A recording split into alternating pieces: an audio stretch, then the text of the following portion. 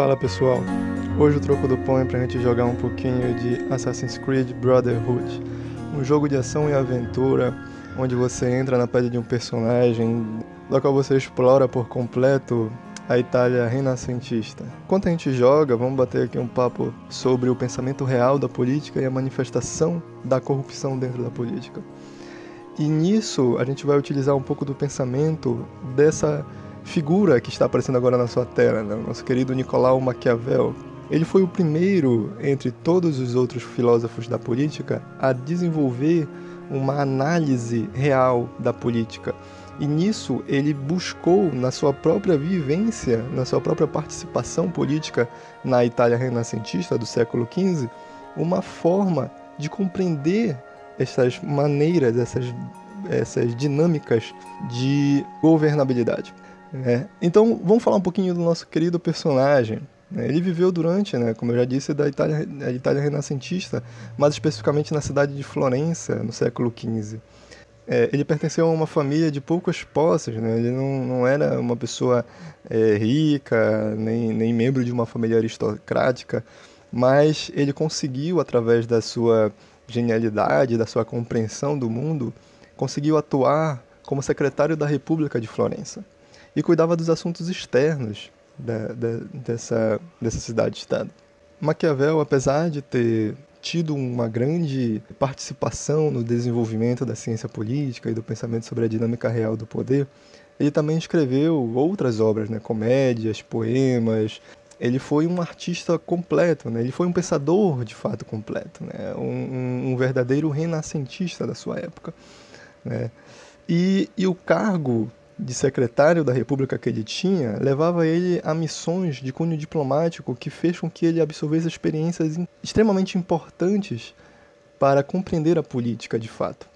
E era um desempenho muito importante para que ele conseguisse estudar e criar uma visão real da política, como foi exposto agora. E um outro fato interessante, antes da gente avançar um pouquinho aqui, é sobre Maquiavel. Vocês devem remeter logo ao termo maquiavélico. E não é coincidência, não. O termo maquiavélico realmente veio do nome do Maquiavel. Mas Maquiavel ele não era uma pessoa má, nem com más intenções. Apenas as condições históricas das quais ele vivenciou levou ele a desenvolver um estudo bem mais pessimista sobre a política. Não à toa, ele compreendeu que todas as formas de governo, de certa maneira, elas são uma manifestação impura delas mesmas. Mesmo as mais puras, mesmo as mais consagradas pelos antigos filósofos, elas têm características corruptas dentro delas. Tanto que, para ele, a única que realmente valeria a pena dentro de uma institucionalização política seria, de fato, a república, que ele defendia com todo o gás. Mas agora vamos tentar entender o porquê de toda essa estrutura de pensamento de Maquiavel. Para isso a gente tem que compreender um pouquinho da sua contextualização histórica. E inicialmente vamos pensar um pouquinho de como é que estava a situação da Itália naquele momento onde que ele estava inserido. E o que acontecia? Na época, a Itália ela não era unificada. Não era aquele território que nós conhecemos hoje em dia. Ela era dividida em várias reproduções de Estado diferentes. Você tinha ali repúblicas, ducados, baronatos, impérios. Você tinha várias manifestações de tipos de governabilidade. E isso contemplava diversos tipos de disputas de poder. Você tinha diversas dissoluções de governos, brigas por territórios e diversas outras situações que levavam a uma condição de desarmonia entre esses governos. Os governantes ou príncipes, como é que Maquiavel enxergava eles estavam em constantes quedas e sofriam ataques a todo momento, com mortes em batalhas, envenenamentos, conspirações. A todo momento estava acontecendo uma dissolução de governo naquele momento. Era um caos completo. E muitos deles acabavam ficando pouco tempo no poder. Além disso, além de ter todas essas divisões territoriais, cada uma com uma representação governamental diferente, você tinha também uma divisão de influências muito grandes relacionadas às grandes famílias da Itália renascentista. Essas famílias elas tinham grande influência política naquele território, né? As principais famílias que a gente pode citar aqui são os Médici, os Pazzi, os Borgia, os Sforza, os Orsini e os Della Rovere. Os que mais podemos destacar aqui, né, para a gente compreender melhor essa dinâmica histórica de Maquiavel, são os Médici e os Borgia. Guardem esse nome que vamos usar muito ele durante nossa exposição aqui. Vamos começar aqui um pouquinho a falar sobre os Médici, né? Os Médici eles construíram a sua fortuna do comércio de tecidos, né, e depois por empréstimos e usura. O primeiro grande membro da família, né, que desenvolveu uma forte influência dentro da cidade de Florença, da qual Maquiavel vivenciava, era o Lorenzo de Médici. Ele foi um dos mais importantes membros da família nessa história, né?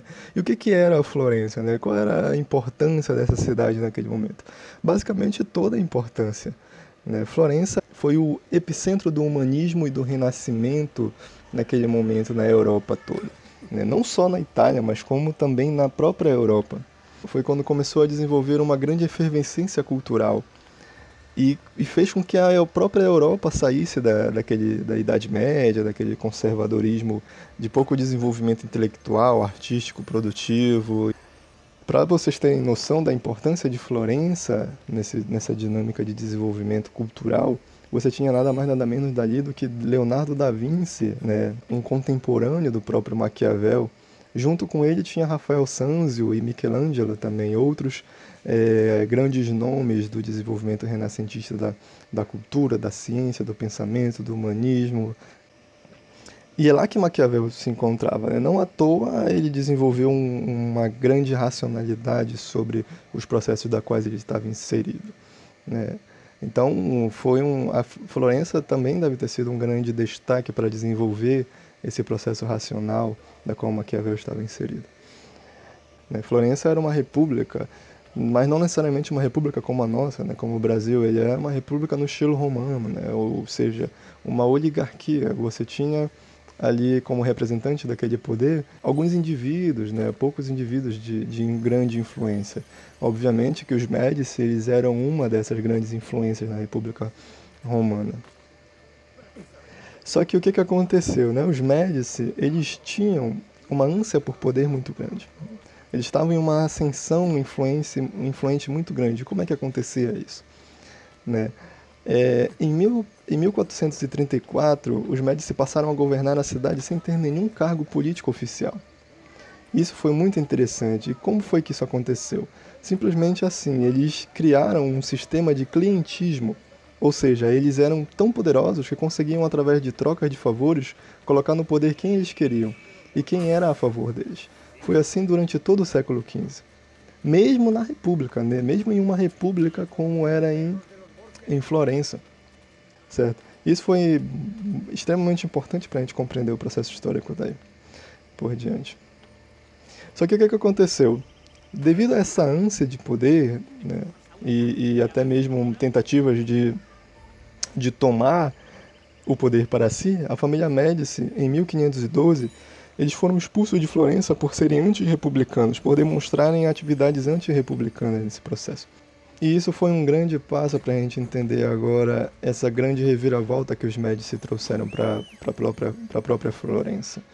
Depois do exílio, eles conseguiram conquistar um grande feito naquele momento, que foi nomear um papa.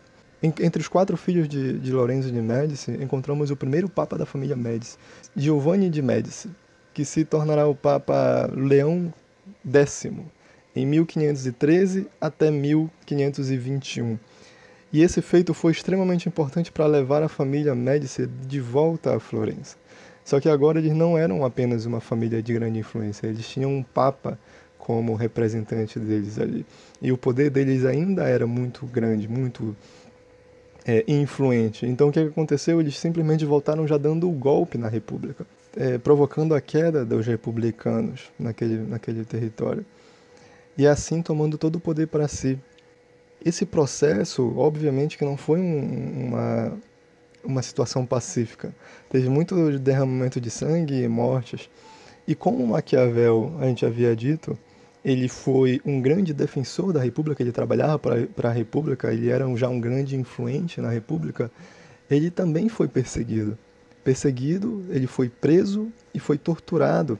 E por muito pouco ele conseguiu sobreviver a todas essas situações. Aí depois ele foi exilado no campo, onde ele ficou na propriedade de sua família, né?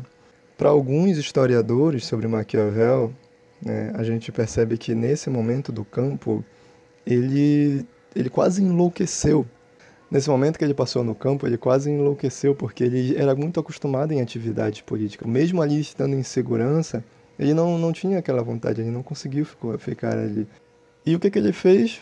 Tipo, ele teve que, né, para pelo menos tentar retomar as suas influências políticas, né, e o seu cargo, ele tinha que mostrar ao príncipe, né, ao governante inserido em Florença naquele momento, que foi o próprio Lorenzo de Médici, que ele tinha capacidades e qualidades para aconselhá-lo a se manter no poder. Então o que ele fez? Ele escreveu o livro que fez uma revolução no pensamento político da época, de uma maneira que até hoje ele é consagrado pelos pensadores da política e originou até mesmo na ciência política. Porque nesse livro ele entendeu, e não só entendeu, como ele expôs a política como ela é de fato. E é agora que a gente vai entender mais ou menos quais foram esses pensamentos do qual Maquiavel se debruçou e expôs de uma maneira tão científica. Então Maquiavel tinha a intenção, com o príncipe, de demonstrar aos governantes uma forma de conseguir ascender ao poder. E não só de ascender a esse poder, mas também de permanecer nesse poder, certo? E com esse feito, ele acabou sendo bem recebido pelos Médici, né? E conseguiu a sua anistia em 1519, voltando assim para Florença, sob as graças da família Médici. Em 1520, ele conseguiu, do cardeal Giulio Médici, a função remunerada de escrever a história de Florença.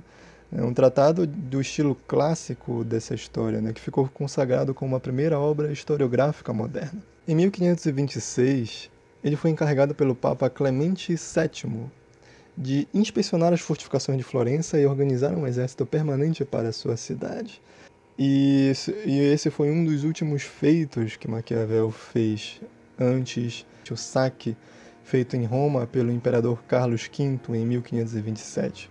Isso restabeleceu a República em Florença, né, fazendo com que Maquiavel, que estava sobre as funções dos Médici, tenha sido excluído totalmente desse procedimento e dessa atividade política. Nicolau Maquiavel faleceu em Florença, na Itália, em 22 de julho de 1527, e seu corpo foi sepultado na igreja de Santa Cruz, em Florença. Ele morreu sem ver seu sonho realizado, a unificação da Itália, que só seria completada no século XIX.